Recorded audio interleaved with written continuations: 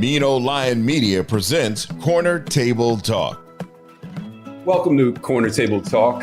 I am your host, Brad Johnson. Here we explore subjects related to food plus drink plus culture. As always, we welcome your questions and comments. You can reach me at brad@postandbeamhospitality.com. Reflecting on this past year, which will be one of the most memorable in our lifetimes for various reasons. Along with some of the tough news, there were also notable bright spots. The world of publishing, specifically culinary journalism, the focus of the show today, is one such example. As the expanding global culture in and around the business of food and the people whose livelihood it intersects with becomes more accessible, what's Mori Sacco serving as a special this week in his uber hot Paris restaurant? Let me Google it. The audience's interest is driving an appetite for culinary insights from all over the map. Two words of the moment are diversity and inclusion.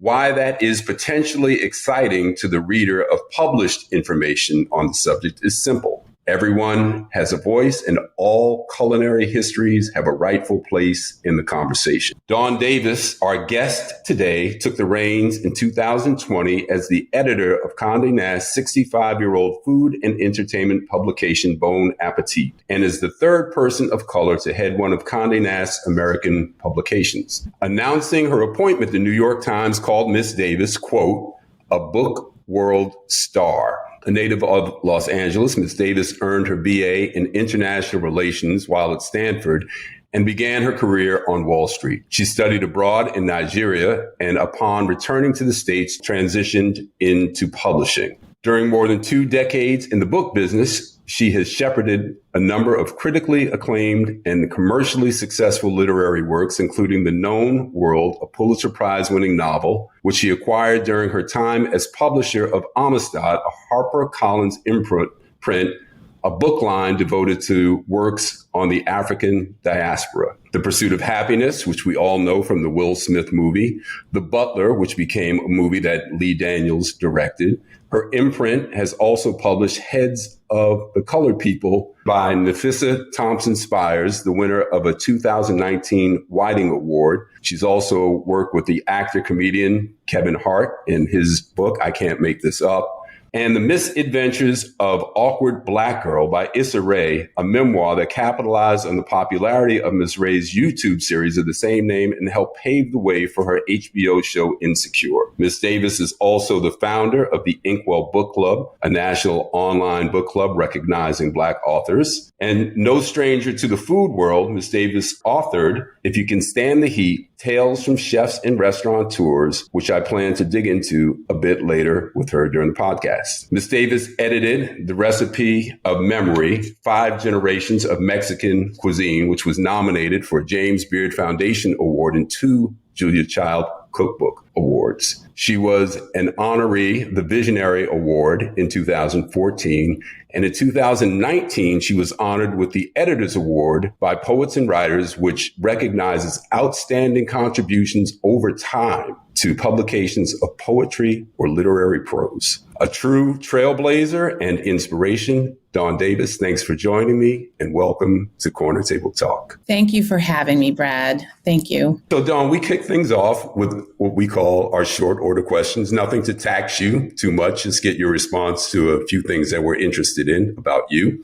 So tell me, what are you listening to these days? What's in heavy rotation on your playlist? Well, I could listen to Al Green and Stevie Wonder all day. I've been listening to a lot of Sade. I'm just very old school at the moment. There's something very comforting about those classics. And also I'm rediscovering some new tracks, particularly for Al Green. So yeah, that's what I'm listening to. Yeah, I just heard an Al Green track and I didn't think I could be surprised by anything that he sang because I love him so much. But he did a recording of The Letter. Do you know that song? My baby just wrote me a letter. I have to hear that. No. Oh, it's slamming, Dawn. I'm telling you, I really enjoyed it. I just discovered it this week. It's funny that you mentioned him. Speaking of that, I was at a friend's studio yesterday and I heard Aretha Franklin singing Oh Happy Day. And I had never heard that. And I thought I'd gone, she took me places. So I can say it's amazing. Yeah. Edwin Hawkins, I think, was the original, recorded the original. All right. So tell me, Dawn, where are you looking forward to traveling to? Well, I always love traveling to Italy. And I have to say the Stanley Tucci show kind of just rekindled that. In fact, I was supposed to go to Sicily in June 2020, but we all know what happened to the travel plans for that year.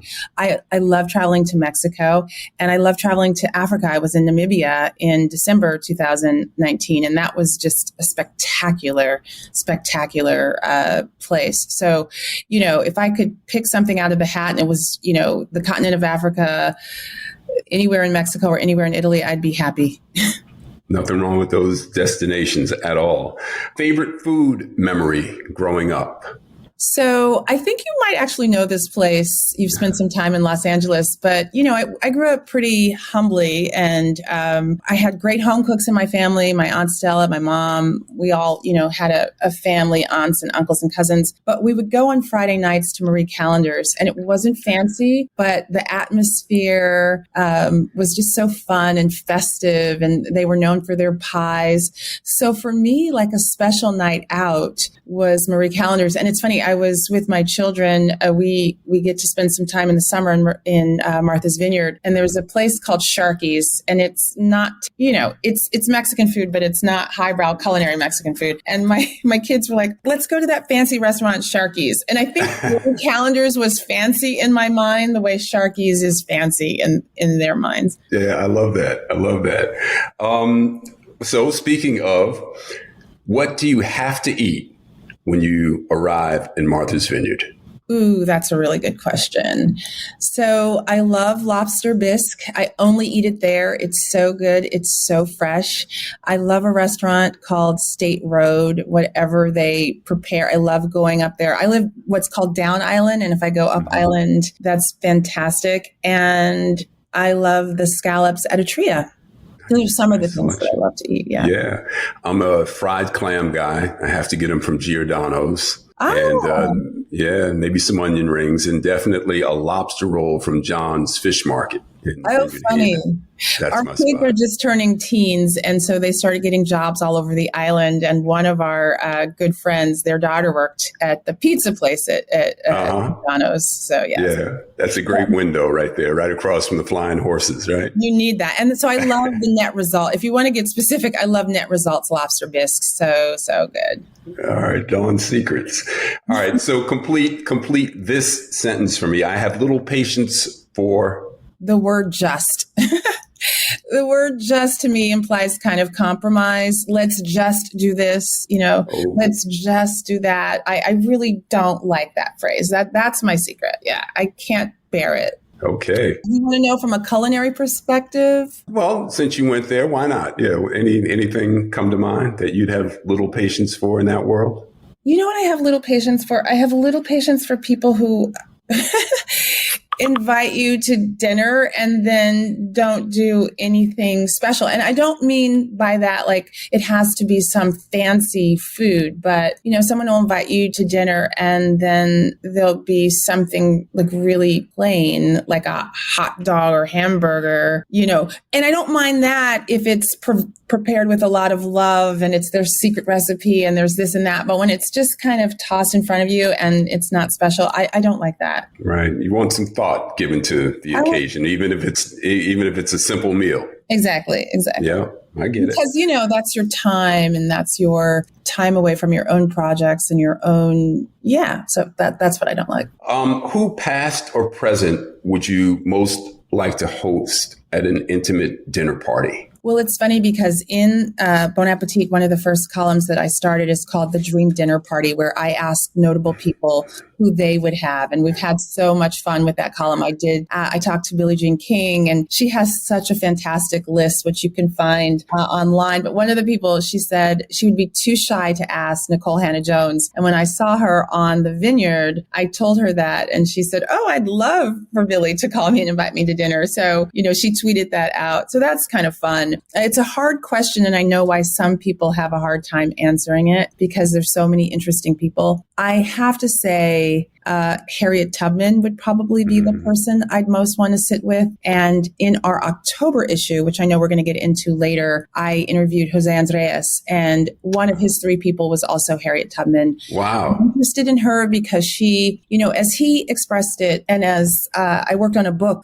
illustrated biography of her, she could have rested, she could have gotten herself out of slavery, her family out of slavery, and called it a day, but she kept going back. I think she went back about a dozen times, maybe 13 times. And she just kept returning and putting her own self in danger, her own physical self in danger. And then when that was done, she, became a spy in the Civil War. And then she became a nurse. And then when she got to Canada, when she got to New York, in Auburn, New York, she started a home for the elderly, because suddenly there were all of these newly freed people who were elderly and had no kind of infrastructure and support. So just, would love to talk with her.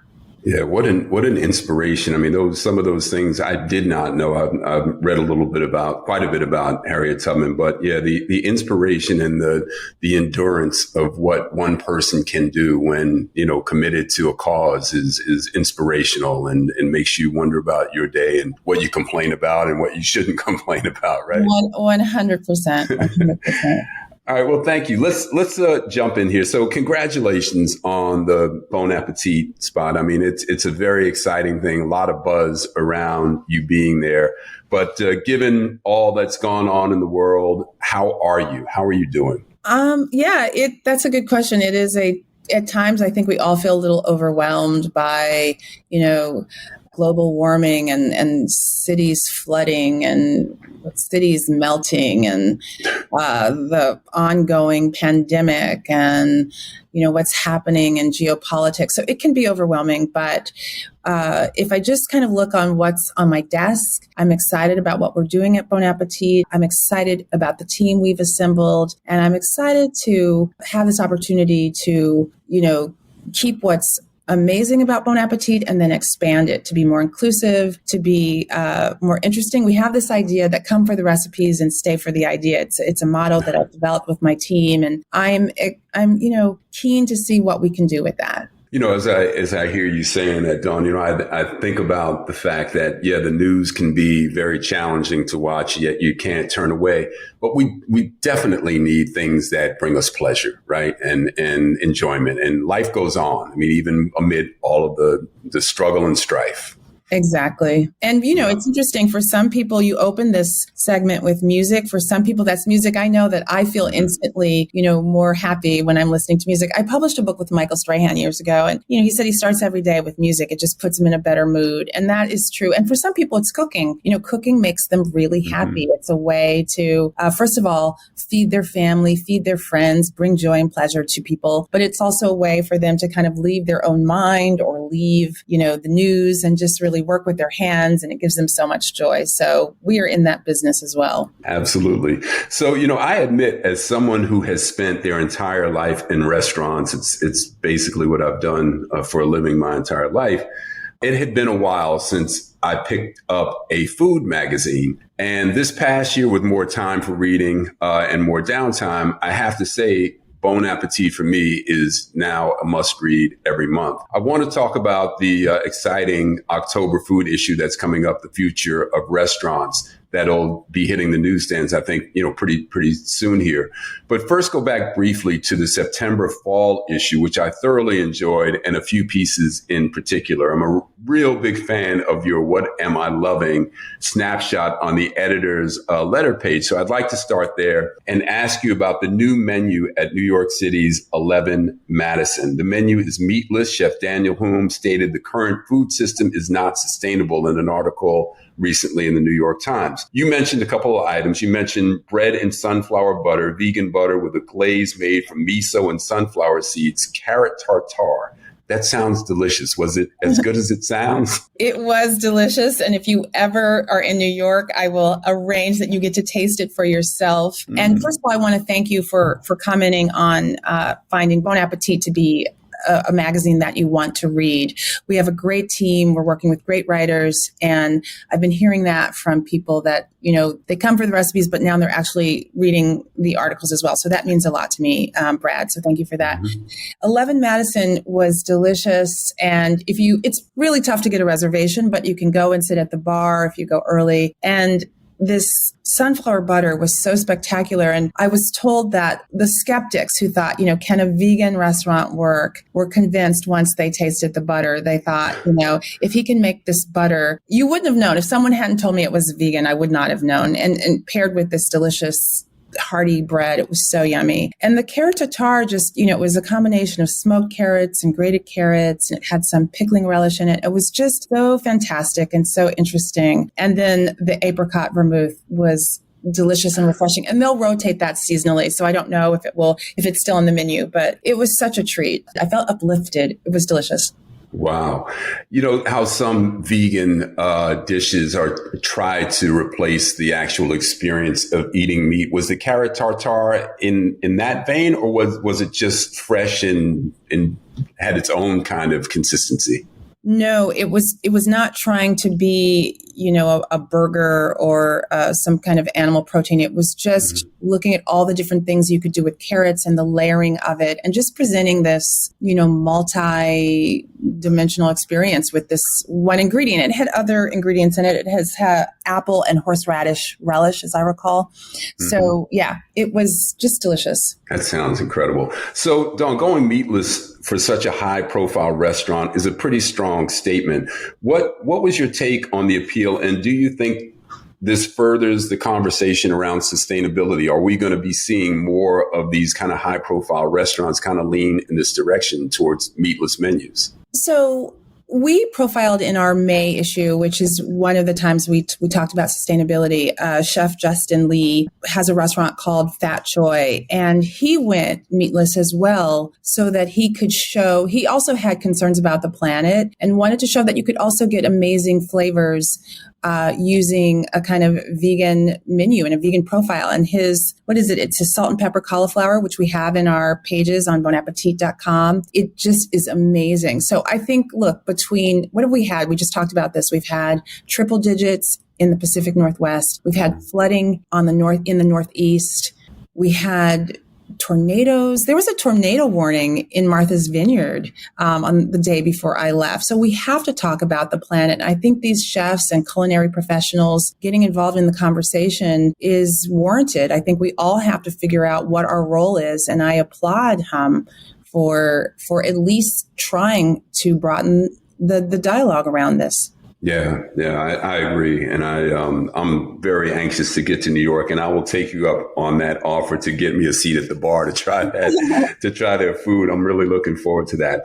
Dawn, another item in the fall issue that caught my eye was a mention of the LA-based pop-up Bridgetown Roti. And I have two connecting points to that. One, Mona Holmes, who writes for Eater LA, first told me about Bridgetown. And then something I never thought I'd be talking about as often as I have, Fenu Greek, which was a completely new item for me. I also recently discovered through another guest on the podcast, Lokalani Alabanza, who is using it as an ingredient in her vegan ice cream. She's based out of Nashville, and she's got a really cool ice cream brand that she's launched. And she did a flavor that she dedicated to Kamala Harris with Fenu Greek. So I've only ever thought, though, about patties as a Jamaican specialty. I grew up in New York and spent time in Jamaica, and I love Jamaican patties. I still try to find them wherever I am. But Chef Regita is from Barbados, and her meat patties are made with oxtails, and Fenu Greek shows up here. So how do those taste? What's going on there? I don't know how they taste because I haven't tasted them, but it is an ingredient that is used in Middle Eastern food. It's used in a lot of Asian food. So I think it's one of those things when you scratch below the surface, it's probably in more dishes than we commonly think. I know I looked through the archives. We have it in several recipes in Bon Appetit, including a chili and yogurt marinated grilled chicken, a Yemeni chicken matzo ball soup, so some spice marinated grilled lamb chops. I think it's one of those ingredients where I would love to trace it, how did it get from point A to point B? Yeah. I was talking to Dr. Jessica Harris last week, maybe 2 weeks ago, and she started talking about sesame being an African ingredient and from the African pantry. And I don't know that I would have associated sesame with African, as an African pantry item as a first thought. I would have thought that it had its roots in Asia. So It's interesting where food, the journey. Yeah. Well, on that note, so Chef Bryant Terry's article discussing his book, Black Food, and like High on the Hog, the Netflix series that Jessica B. Harris participated in based on her book, it examines the origin and journey of the cuisine rooted in Africa with stops in the Caribbean, ultimately reaching the shores of the United States. So, Dawn, what is it about this moment that has made connecting those culinary historical dots so compelling? Why are we here now? Well, I think we all know that, as you mentioned, I think in your introduction, diversity and inclusion is top of mind for several people, including people who have the ability to broaden who the gatekeepers are and who the storytellers are. And so people are interested and have the microphone for now. People have the microphone to tell these stories. I think the question is, how long will we have the microphone? And I want to be optimistic that, we have reached a moment, but also these stories are interesting. The story of American cuisine is the story of indigenous peoples' ingredients, what we brought from Africa with us, and what other immigrants brought from their home countries with us, and then how we all, the melange and how we all synchronized and how these cuisines blended and came together. And so first of all, and also Dr. Harris is an amazing storyteller. She's an amazing conversationalist. She has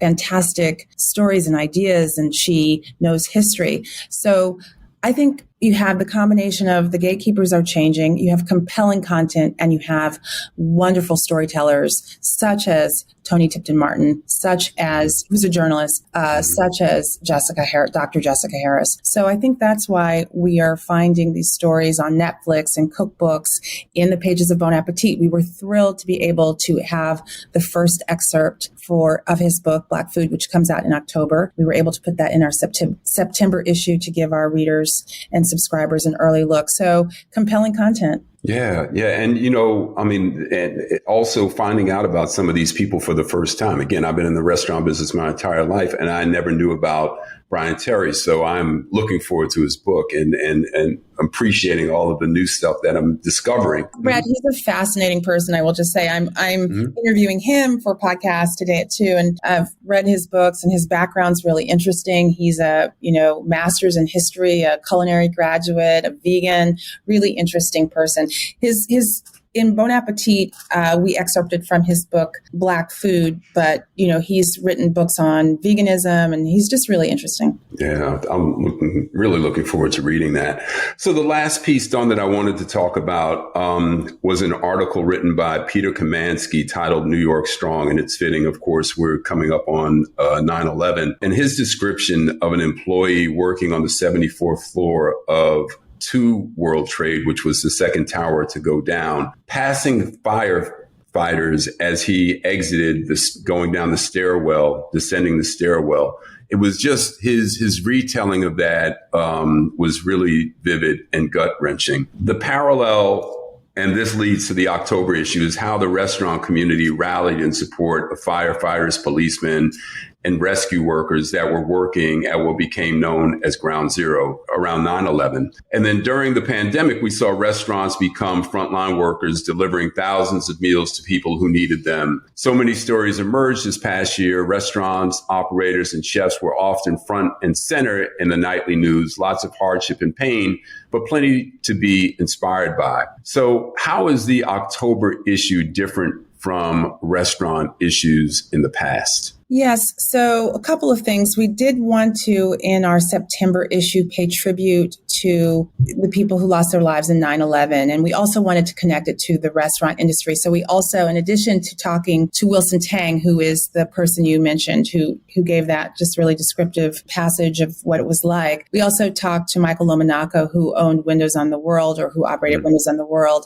and lost many employees during 9/11. And he set up a fund to actually actually support all of the employees' children until they turned 21. And here we are. So it was important to me as editor-in-chief to pay homage to 9/11, but also to recognize that was a time when the restaurant industry was in trouble. And they're also in trouble because of the pandemic. As we know, so many restaurants closed. So many restaurateurs had to go into their personal savings to support their staff. And many feel like their staff is their family. They lost so much, their savings, their livelihood, et cetera. So it was important to kind of connect those pandemics and to think about the restaurant industry, which gives us so much as an industry that kind of 20 years later is going through hardship once again. And so it felt like we had to, in the pages of Bon Appetit and online and Bon Appetit, talk about what makes an excellent restaurant in a new way. And we created something called Heads of the Table. Celebrating certain restaurants, especially given this last year, there are lessons to glean from the stories of hardship as well as turning lemons into lemonade. But in this case, the pandemic created some unprecedented maneuvering and pivoting. Generally speaking, what were some of the criteria for the restaurants being included in this issue? So traditionally, we do something at Bon Appetit called the Hot 10, where we pick 10 restaurants that are worth traveling for, that are worth, doing whatever you can to get a reservation for. And we really want to highlight cuisines and chefs and restaurateurs that we are excited about. But it seemed like, first of all, in order to do that, we have to be able to travel and send scouts out to travel and eat at these restaurants. So that was difficult during the pandemic, if not impossible, particularly during lockdown. But it also didn't seem like the time to try to pit one restaurant against the other in any kind of competitive way when all of them were struggling to stay open, struggling to pay their employees, struggling to pay rent. So what the team and I came up with is a new paradigm, and we call it Heads of the Table. And what we wanted to do is celebrate the people in the industry who served their community in interesting and important ways. Either they supported essential workers, they supported the elderly who, when we didn't know how, you got COVID or how COVID was transmitted, they were able to bring food to the elders so they didn't have to go out as much. We looked at people who supported front of the house as well as back of the house people. We always think about the chefs, but what about the dishwashers? Anthony Bourdain famously said that without a dishwasher, a restaurant wouldn't last an hour, right? So what about people who support those? We found people who supported or who started actually a sommelier foundation, because the sommeliers not only select the wines that go with each meal, but they often help out and do, serve as a jack of all trades in restaurants. So we were looking for people who were thinking about their employees and thinking about their community, and were really changing the way we define what a good restaurant is. And we called that list our Heads of the Table list. We have 12 restaurants or organizations or people in that list, and we're really proud of it. It comes out in October. Yeah, that's fantastic. I love that. I've known guys that have, lived when I was in Los Angeles, that lived an hour outside of LA, that would get up at 4 a.m. to work their first breakfast shift, work breakfast and lunch at one restaurant, and then come to perhaps my place if they worked for me for their dinner shift with an hour break in between. I mean, work, around the clock, and then an hour, to get home and do that, 5 or 6 days a week. That's just so many incredible stories. And I have to say, coming from a restaurateur, that means a lot to me that this list resonates with you.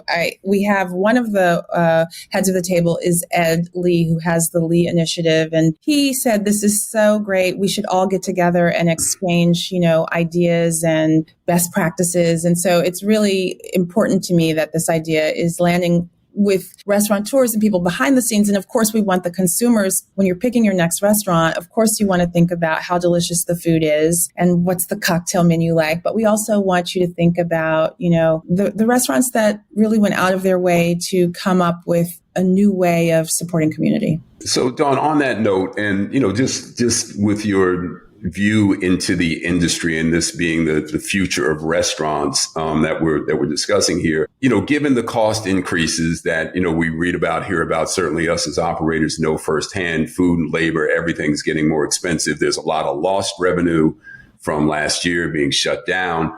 And the virus introduced the idea of touchless menus or certainly accelerated, these kinds of conversations. But do you, in terms of changes to the industry, either models of service or price increases? What do you see in that regard? Do you think that we're going to be looking at a kind of paradigm shift there? Yes, I do. I think that restaurants were forced in a short time to be crafty and think on their feet. And some of them, for instance, are being more entrepreneurial, not only in having a restaurant, but maybe bottling their sauces or their condiments. Some of them are partnering with organizations like Goldbelly, which can ship their signature dish across country. So, like Marie Callender's could ship their pies to New York City, for example. I've heard of neighborhood restaurants banding together to form their own delivery service so that they don't have to work with the delivery services that they think take too much of a cut out of their profit.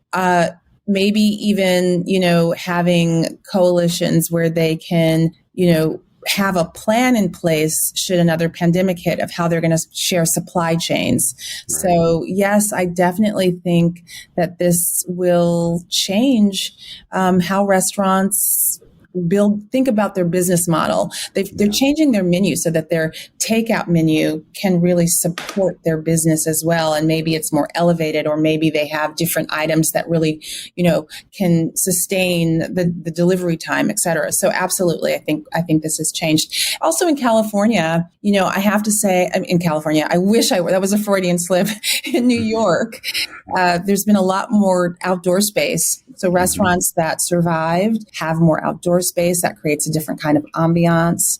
They have to therefore invest in heating systems for when it gets cold. So yeah, it definitely has changed the restaurant industry.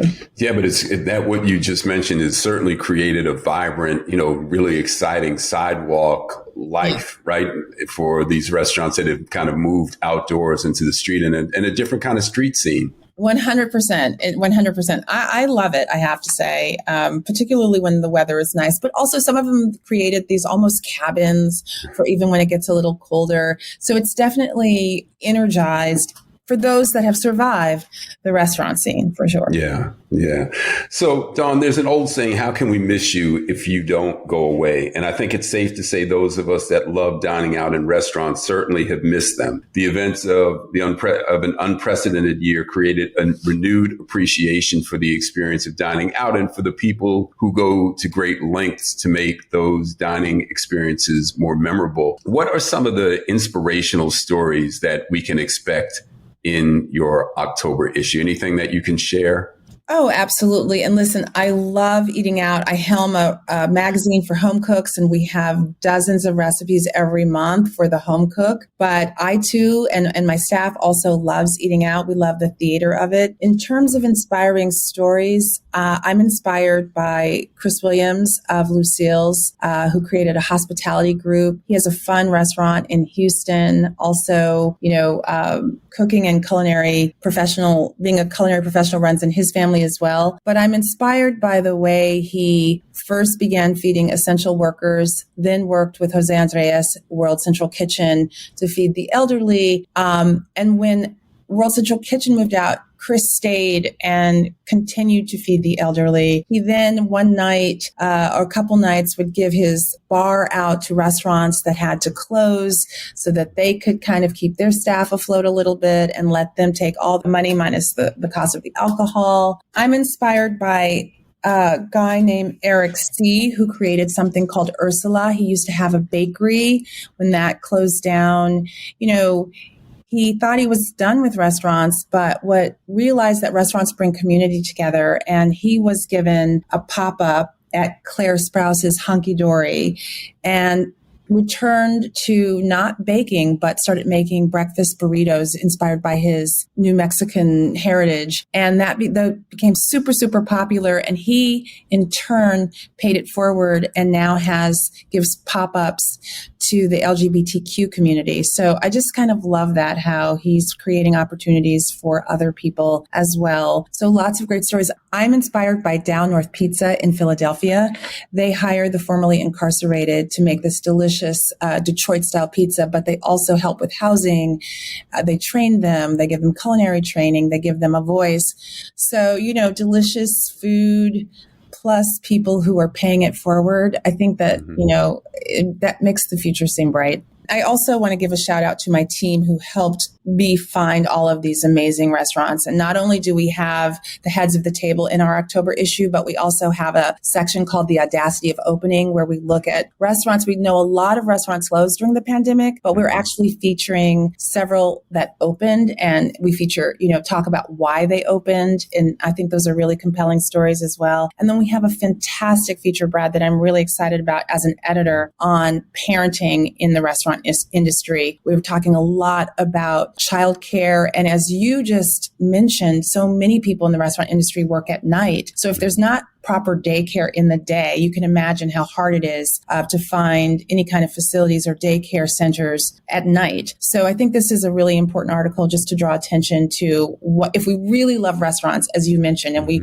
miss them and we realize how much, they mean to us, we have to think about an infrastructure that supports workers in this industry. Dawn, these are such great stories to, bring attention to. Down North Pizza, that's not anything that, I don't know how you would have found out about something like that. So bravo to you for bringing, a story like that to light. I can't wait to find out a little bit more about them. So I'm really curious about your background. I know you grew up in Los Angeles. If you wouldn't mind, I'd like to just kind of dive into that a little bit. Can you tell us a little bit about what growing up in the Davis household was like? In terms of growing up in LA, it just wasn't that interesting. I went to school in Hollywood, which sounds really fun. I graduated from the Hollywood Bowl, which was amazing. I learned that it was the school that Princess Meghan went to when at one of my reunions, people kept talking about the wedding. And I was like, why are they talking about this wedding? And they're like, oh, she went here. So but beyond that, I had a very middle class, working class upbringing. I had a warm family where food was at the center of it. I ate a lot of, what we think of or some describe as soul food, but I also, my grandmother's Italian. So there was spaghetti and meatballs twice a week. So yeah, it was pretty American, just pretty like work hard, don't get in trouble. Yeah. My mom was Italian and my dad was Black. So I grew up eating the same mix of soul food and Italian food. Her spaghetti, lasagna, and all that stuff was incredible. But then she learned soul food from my dad's mom, who was from Georgia. So I had that mix. And oh, how funny! Yeah, we're kind of, I won't say we're unicorns because if you scratch, you find a lot of all kinds of mixes in American culture. But that's a particularly interesting one. Yeah. So I know that you mentioned Marie Callender's, but any other places from your childhood that you would dine out that come to mind? Well, I have to give a shout out to Farmers Market, the old school Farmers Market. So for the listeners who don't recall, it used to literally be a kind of covered farmers market. There was a butcher. There were several, stores that sold fresh fruit. They were really kind of open market stalls. They weren't even stores that sold fresh fruit and vegetables, and tons of bakeries. And I remember a nut shop that had kind of, this delicious California nuts and pistachios and almonds.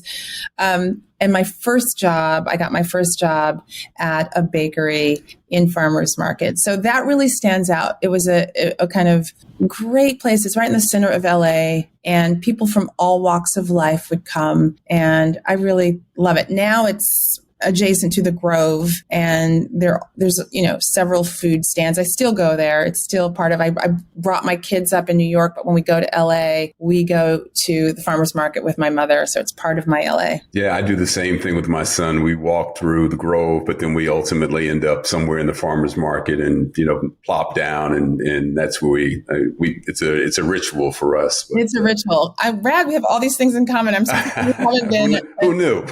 Maybe we were at Dupar fighting for a table. Yeah. I also memories of LA are just, food memories, not terribly good food. And in a way, just kind of the boardwalk food of Venice Beach. You have to give that a shout out.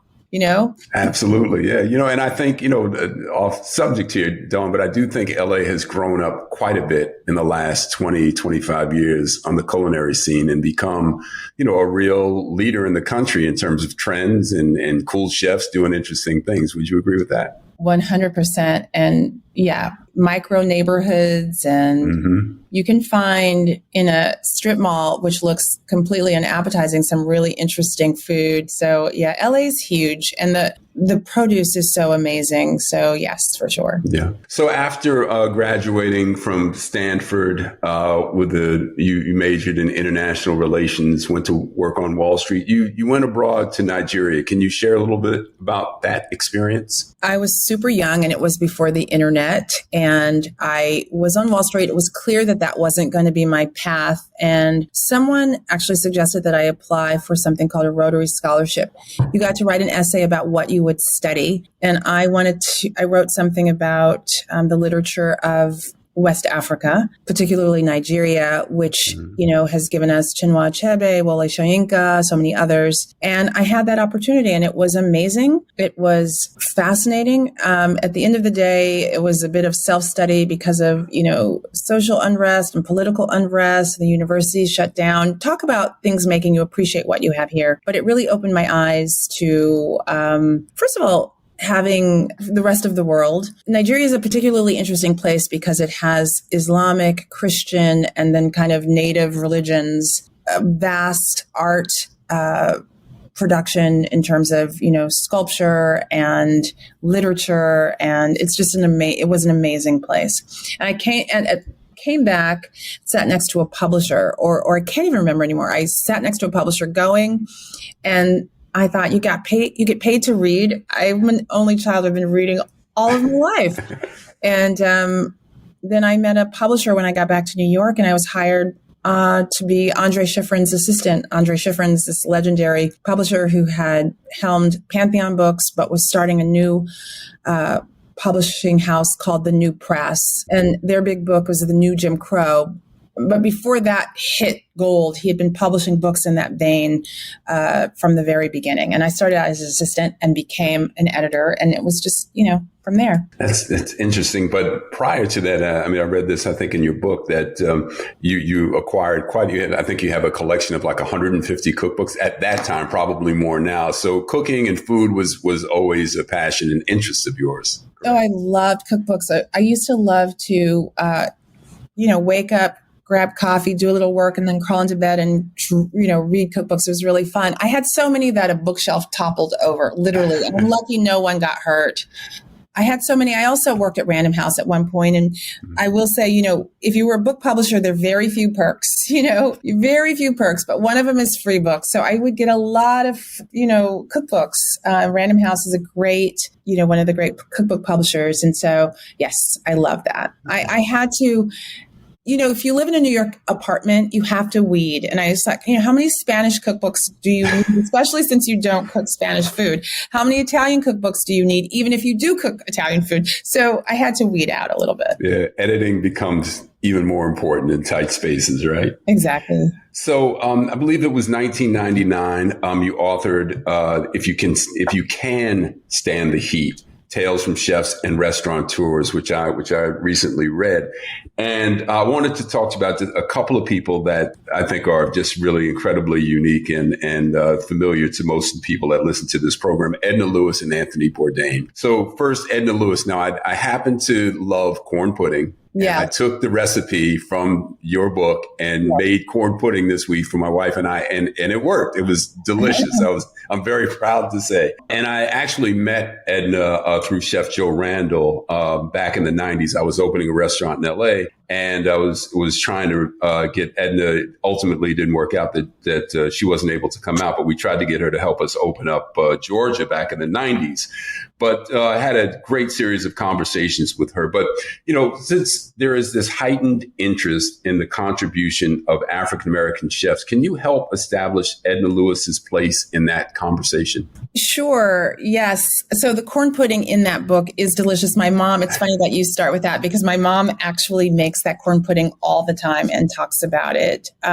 So Edna Lewis has written 3, I believe, or maybe 4 by the time she passed away, but maybe 3 when I wrote the book, really classic books, including A Taste of Country Cooking. And she was just a repository of knowledge about the flavors and the cuisine of the South. And what she did for many cooks is give them permission to not look to Europe, not look to Italy or France for kind of, highbrow cuisine, but to look to their own roots, their own Southern roots. So she is really the rock for so many people who have thought about their own culinary journeys. We did in our April issue a really fun piece about 1971, and Chef Alexander Smalls talks about the permission she gave them to love their own Southern traditions and Southern food.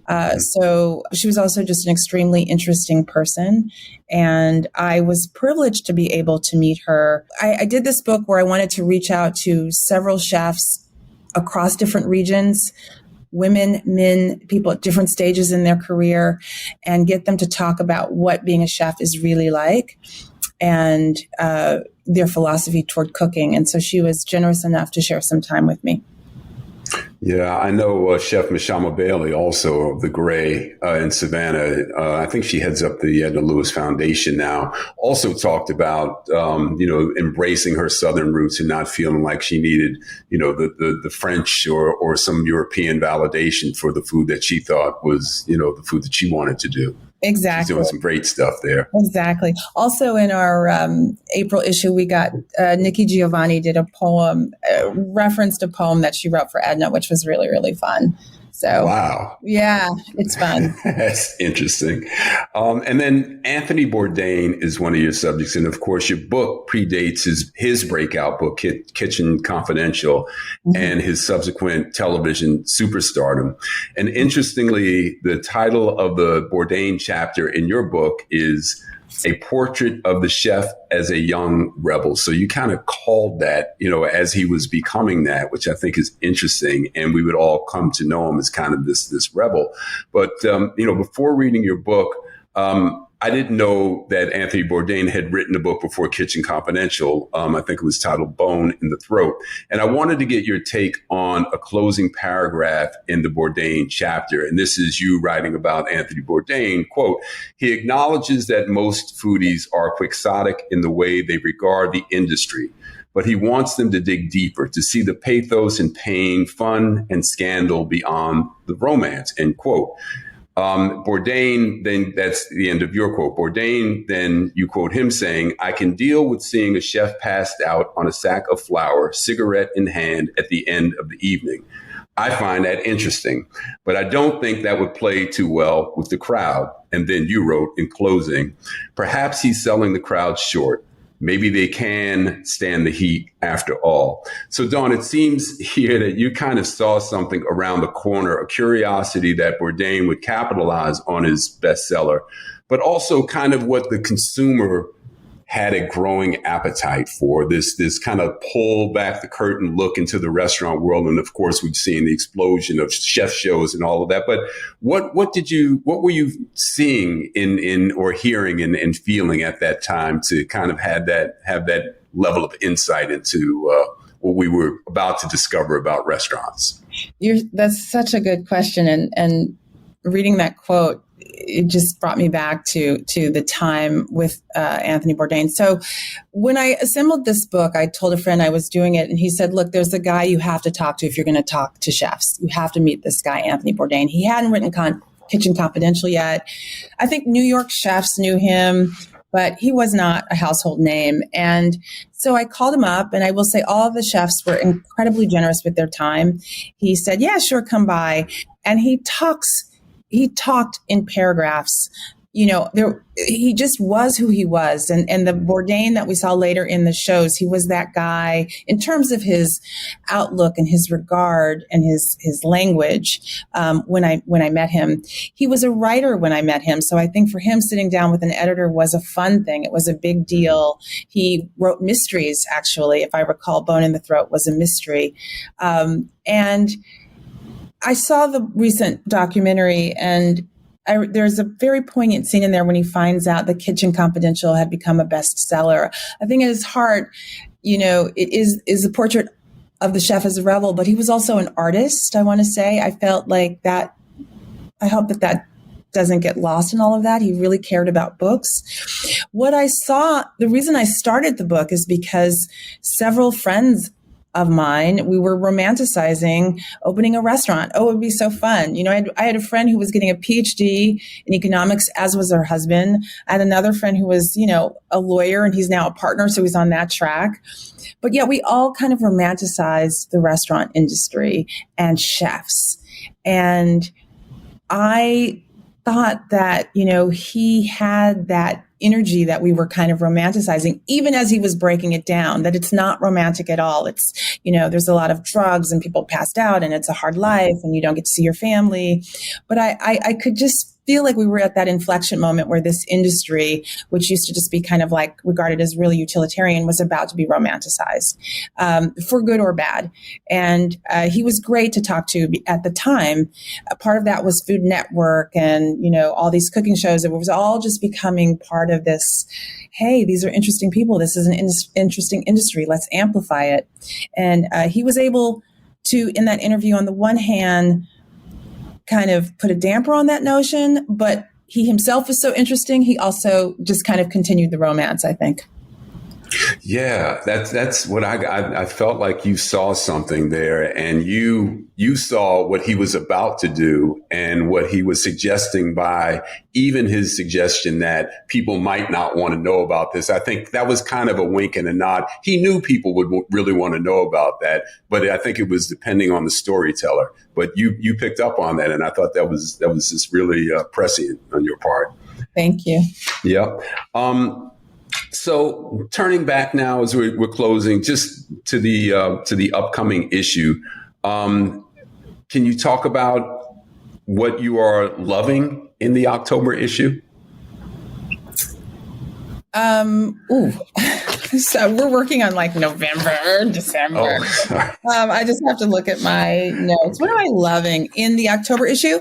I'm loving the different restaurants that we talk about again in the audacity of opening. I'm loving the story on parenting. I think it's really important. We have another feature called Restaurants Worth Traveling For, where we ask different food professionals as well as some team members where they want to travel. Like, where did you miss traveling to just in terms of food? So, we have a restaurant in New Orleans. Sonia Chopra, who's our executive editor, talks about a bakery called Bandit in Birmingham, Alabama. Someone talks about a place called Bucknell Wine and this delicious charred broccoli salad that they have. We also have recipes for many of these. The tart from the bakery is a chocolate and pear tart. We have a recipe in our pages for that. We have a recipe for the charred broccoli salad.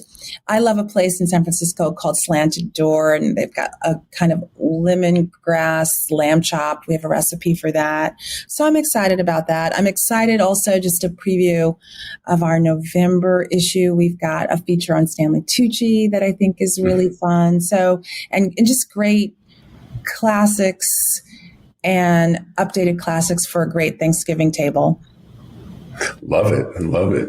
I know there's a place in LA that does a vegan Thanksgiving, does a vegan turkey and all the fixings are vegan. I haven't tried that, but I don't know that I'm ready to give up my butterball, but maybe one of these Thanksgivings. We have a great feature. I'm probably going to get in trouble for previewing, but I have to say, I really love the sides. So let me just say we have a feature for those of us who are there for the sides. I'm excited about that. I'm definitely there for the corn pudding. Yeah, exactly. We actually, Brad, we have a corn pudding in this issue, in our Thanksgiving issue. Is it that corn pudding or? I'm not going to give all the secrets away. You have to subscribe or go online or, All right, I will. Well, maybe you will share with us some book recommendations for our listeners. Anything that you're interested in? Yeah, I have to give a shout out to an author who I published and then, left right as it was coming out, but a fantastic book that people are loving called The Final Revival of Opal and Nev. It's a book about a rock group that comes to an end after a kind of dramatic concert. And the novel is the journalist finding out why. And there's some fantastic characters. And even though it says a novel, everyone Googles them and Wikipedias them to find out really the true story of Opal and Nev. And I'm like, no, No. It's a novel. It's really compulsive reading, page turning reading. People are really loving that. So I'll give that book my shout out. And then because I did just for the pages of my dream dinner party in Bon Appetit, I loved Billie Jean King's memoir. And because I interviewed her for our dream dinner party column, I also did read and loved Billie Jean King's memoir, All In. All In. Billie Jean King. All right. I'm writing that down. So, Dom, last thing before I let you go, I saw a picture of you recently on Martha's Vineyard on the beach in Aquinnah. The vineyard for me, I grew up going there. It's a very special place, just amazing memories. And for those that don't know, Aquinnah is a Native American land. There are interesting restaurants, a place called the Aquinnah Shop. The Vanderhoop family makes fantastic food up there. The banana cream pie, if you haven't had it, you must. And I know you're a Marie Callender's person, so you must try Anne Vanderhoop's banana cream pie if you haven't. But standing on the beach there, the clay cliffs, the minerals that, come from the cliffs into the water, the glistening, Atlanta. I mean, it's like, spiritual. Just give me a little bit of what that environment does for you in terms of just how you feel about life. Well, I have to say I spent more time in Aquinnah this summer than in previous summers. The island is up island and down island, and Aquinnah is at the very tip. And yes, it's Wampanoag land, and the cliffs are red clay, and the light is special. I took a friend there, B. Michael, and Mark Anthony, his husband, and I wasn't going to take them because it was a rainy day, and I was, didn't want to play tour guide that day. But we got out of the car and he looked around, and I could see the light in their eye that they instantly got it, even on a rainy day. It is a spiritual place. It's a beautiful place. The light is special. There's a great restaurant there called the Outermost Inn, which is beautiful. It's set on a cliff. And to get to it, you have to pass the Vanderhoop Orange Peel Bakery, which has delicious scones. And they do this beautiful community pizza every week where they make the dough and I believe the sauce, and you bring your own toppings, which is really, really special. So it's also they have broadened what community means. It's really special. I, of course, also go to Martha's Vineyard because of the African-American community that is there. I encountered and met a woman named Kahina Van Dyke, who has just opened an inn. And she said, I'm going to open in so that our children will have a place to restore and recharge as generations before us have. So I find it a restorative place. I find it spiritual in that way, just to be around so many people of all persuasions, all nationalities. But I am particularly in community there with African American. It's where you run into people you went to high school with, you run into people you went to nursery school with, and it's a place to recharge from the kind of microaggressions. It's a place to be at peace. Yeah. I find it, I just feel differently there than I do almost anywhere, New York, LA, I love those cities. But when I land on Martha's Vineyard, there's just something that happens to me that I feel, just at peace and just, I'm not wondering if I'm where I need to be. I feel like I'm exactly where I should be. It's funny. I was at the US Open yesterday and I met a friend of a friend and she said the exact same thing. She just said, that's my home, my spiritual home. And I feel the same. Well, I hope to sit next to you and share a lobster roll one of these days. And for sure. Dawn Davis, I'm so appreciative of you taking the time and wish you the best at Bon Appetit and looking forward to reading every upcoming issue that you have your name on. Thank you, Brad. And take me up on the 11 Madison and I'll take you up on the lobster roll. I'm there for the carrot tartare. Okay, sounds great. Thank Dawn. You. Yeah, bye-bye. Ambassador Shabazz is joining me now with our segment, How We Move. Ambassador, what's going on? Well, that was absolutely marvelous. I wanted to crash the party, so to speak. What a circumference that Dawn Davis has incorporated and lived and now sharing with so many via her various professional roles that incorporate her passion, right? You know, because for every topic you all talked about, I wanted to look something up, write something down, join in, sculpt how we move, segment around it. Very deep. I think it's really one of the things that we need to hear more of, how people are inspired amidst the doldrums or the setbacks that we experience, but in them, you know, unearths these opportunities to hear, you know, what I'm loving, you know, and you captured it. You captured it per your inquiry and understanding of her. And she just got to share such an abundance, and it made me want to know more and figure out how other people learn more. You know, we cannot lock up these good golden moments, parts of the country, parts of the world, experiences, so that people realize that they can customize their joy somehow. You know, How do we do that? Nothing's going to be like the old way. We're not moving like that anymore. So how we move, how one moves, how we journey, you really get to be the conductor. What is that?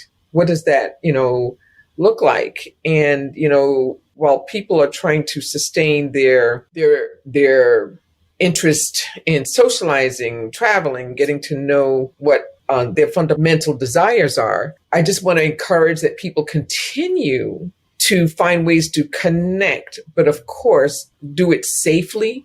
We don't want to go backwards. I have loved the moments that I've been able to peek out, dine, engage, embrace, but I am a bit of a mask fanatic. It's part of my wardrobe and the hygienic components, but having a taste of re-engaging with culture, being a part of innovation has been really significant. Yeah. And, you know, as Dawn alluded to with the, you know, she's a gatekeeper at this point in terms of the flow of information and what gets paid attention to. Now the world is really opening up to whatever you want to do, whatever your interests are. When you diversify the gatekeeper, you allow the flow of information to the general public to not be edited in a way that leaves out portions of the culture. So whatever your interests are, you should be able to, you know, to find something about that. Well, and I know as you move around the globe and you talk about the things that interest you, that has to land for you. And the only way that it works is if there's a tag team. You know, you have to be inspired, willing, wanting, yearning, desirous to be part of it, and then find the people with whom you can connect to move it to the next space. One of the analogies I use is having been a heptathlon once upon a time in my youth is the baton race. And the lineup was, you know, I may touch the rope, but I couldn't do it unless all the pieces before me were prepared and ready and could pass that baton. And listening to her, while I have ways to curate some of those experiences, listening to what she offered, even books, downtime. You know, one of the things I've been saying to people, and you and I talked about it recently, is just how many people, when you write them an email, it's bouncing back. I've unplugged. I'm not online right now. I've stepped away. And as we're about to celebrate the International Day of Peace throughout September, you know, the question is, how do we do that? How do we unplug in a way that is not withdrawn or secluded like last year, where we're not hibernating because we're stuck, but hibernating to refuel or to catch up or meditate or downsize, a new health regimen. I mean, it could be any of those kinds of things. And as I'm also preparing people for weddings abroad, destination weddings, I'm assisting those said hotels for what is a bubble? What is a unique bubble at your hotel or resort in that foreign country? What's there so people know that there's safe travel and they don't have to delay weddings or getaways or things of the sort? And, you know, for me, she mentioned something about traveling to Namibia, and there's this amazing, I haven't been, but there's an amazing ecotourism venture. It's like an African safari in this at this resort in Namibia that is absolutely stunning. But you have to be ready to unplug. I mean, it's luxury living. It's kind of glamping. It's community run by the people in the village, which is really great because the resources then go back to it. Everything is authentic, but it's on the river, the sunrises and sunsets. And can you be that still? You can bring your books, you can bring your music, you can engage. Can we quiet the noise? Can we surrender to that which is around us? And, to participate and figure those things out. Well, and that's something you and I were talking a bit about earlier, the rebalancing that, this past year plus has kind of caused everybody involuntarily initially. Yeah. But now I think we're kind of, you're seeing office workers who are, when given the opportunity, deciding not to go back to the office. People are changing careers. People are looking to work less and focus more on pursuing passion. So we're kind of in a global shift that way. And that's why I said there's a tag team, right? So you can identify what works for you, but who are the other people that bring other arteries to that fulfillment? Right? Because that's another thing. We can't do any of this alone. Even if it feels isolated, there are people. I live on Zoom with, meetings and people who have found me to talk about variable ways to actualize. And I'm just thrilled by the variety. It's endless. It's one of the things that in a staid moment, in a stagnant moment, you realize there's so much going on in that pause. And it's really knowing for you what resonates so that you can, of course, know how to connect, how to move, and with whom to move, and hope that it has movement, right? I'm not at this point or stage or age interested in just being busy for busy's sake. But if I know that there's a dot that's connecting, that there's a seed that's nurturing or something that I could harvest later and share, that's exciting for me. And I'm meeting people, whether they're in their 20s or their 80s. And that's the chord, right? It's endless innovation and no restriction. I never refer to a plan B or plan C. It's always a plan A. If it didn't work the way you thought it was, shift gears into the new plan A. Yeah, I think, and Dawn alluded to this in a different way, but I think it's kind of arriving for me at the same place. And she talked about, being invited to someone's home for dinner and not feeling that there was effort or attention put into it. And I think what we're all feeling is a different level of feeling purposeful. Yeah. Right. That we want things to, they have to land, they have to matter.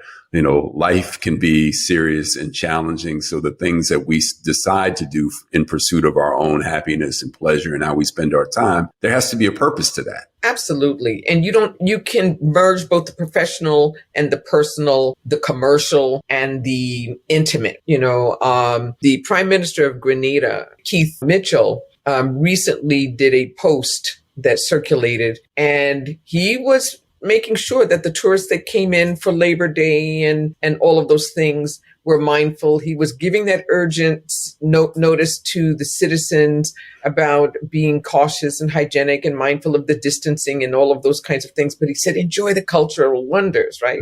Incorporate natural herbs and spices of the island to protect and build your immune system. It was like, it's such a natural part for other people. We're politicizing the issue of wellness, where other people are talking about, we already have some aspects of this. If we adhere, we can find a way to re-engage, right? And move as we, at a pace that enables our marketplace to sustain, but take care of yourself, and take care of those around you and still enjoy the wonders. I was really proud of that because it was a brave blend of inviting people to come, inviting people to participate, but also utilizing the atmosphere, the natural wonders, just like the resort in Namibia. Just it's there. Well, wellness can cover a broad spectrum of lifestyle choices, and I embrace that. And so how we move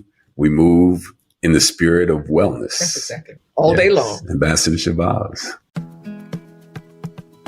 Corner Table Talk is hosted by Brad Johnson, produced by Brad and Linda Ailes Johnson, associate producer Ariel Mancebo, theme music Life Goes On by Bryce Vine, executive producer Ken Johnson. Find the Corner Table Talk podcast where you get your podcasts. Follow, subscribe, rate, and leave a comment. Corner Table Talk is a Mean Old Lion Media production.